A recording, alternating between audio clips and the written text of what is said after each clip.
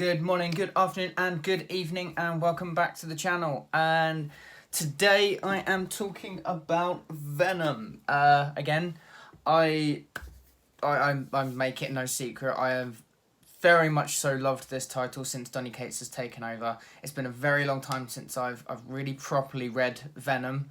Sort of the arc here and there for I don't know, a while.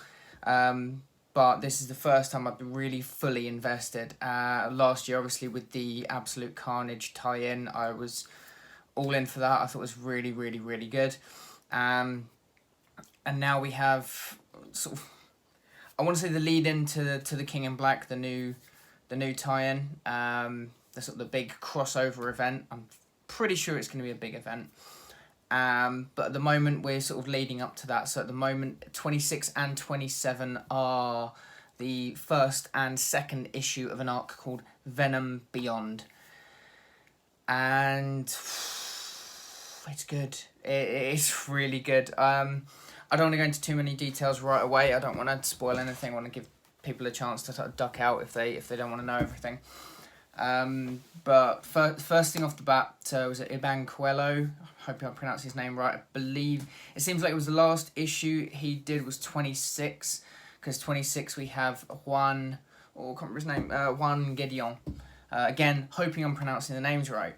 So between Iban and Juan, I very much so preferred Iban's work, the art. It seemed a little bit more sort of realistic. Juan's work is a little bit more cartoony. There's nothing wrong with that, but when I've had the very sort of more realistic artwork going through the series, for it to then change so quickly into a little bit more cartoony, it's thrown me off a little bit. I can forgive it maybe a little bit if they're getting in an artist because of what happens in this issue. So brief overview, Venom Beyond.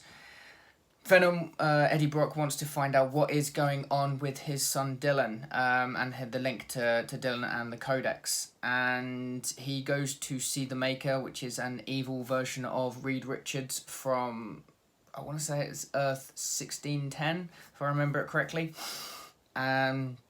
He's working on a device that can transport people between alternate dimensions, and of course they get sucked into a dimension. That's where I leave it for now before the spoilers. And so coming into this new dimension, I can understand if they're getting a new artist for this new dimension, because it's the whole thing of it being drastically different. So if that's the way it is, I can sort of forgive that. But going forward, I very much prefer Iban's artwork to Juan's. That's on a personal point of view, to be honest, though.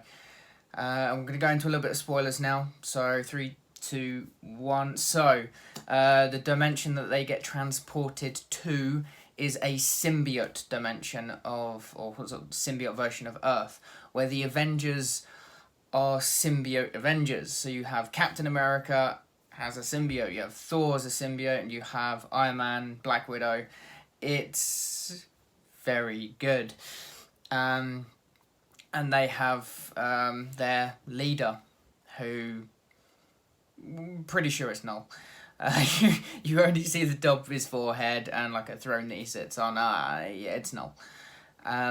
We're still not too sure who Virus is. Virus has been chasing Eddie for the last, I think it was 2 issues now, and Null finally sort of takes Virus and takes the helmet off, so we're yet to see who Virus is. But with the fact that you've got this kind of dystopian future, with lots and lots of flags around showing the Null symbol, it shows that this arc could be really, really good. So I'm really looking forward to how it develops from there. Although we've only had, 2 parts so far, it was only really the second part that was based within the world. So I'm hoping for a little bit more development. That hoping it's not just going to be a 5-issue arc where you only spend three issues within that dimension, because I actually find this dimension incredibly intriguing. Obviously, how has Null taken over? How is it that everyone's got a symbiote? What is this, an authoritarian thing where the Avengers are out to get everyone? So I'll be really curious to see how that develops over the next sort of 3, 4, hoping 5 issues. I'm hoping for a slightly extended arc with this. But we'll see how it goes.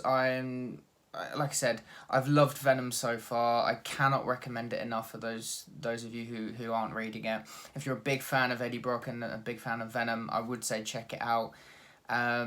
If you're just a fan of good storytelling, this has been some of the best storytelling of Marvel, I think, for a very long time.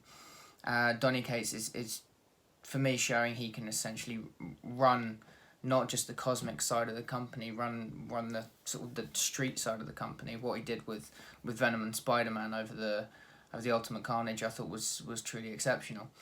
So I'm really looking forward to seeing where not just how Venom develops from here, but also Donny Cates and how much more influence he's going to have within the company. But guys, look, as always, please don't forget to like, share, and subscribe. And if you have read Venom or are reading Venom, let me know what you think about it down in the comments. It's always nice to hear what you guys think. And I'll see you in the next video.